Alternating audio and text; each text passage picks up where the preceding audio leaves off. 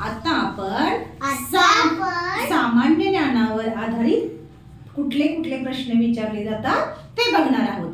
आता प्रश्न कसे असतात माहितीये का? रंग भरायचे नाही. थोर नेत्यांची नावे, थोर नेत्यांची नावे, राष्ट्रीय प्रतीके, राष्ट्रीय प्रतीके, रंगांची नावे, रंगांची नावे, ऋतूंची नावे, ऋतूंची नावे असे प्रश्न विचारले जातात.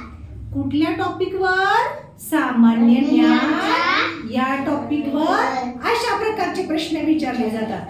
आता मी तुम्हाला काही प्रश्न विचारू? हो. हा.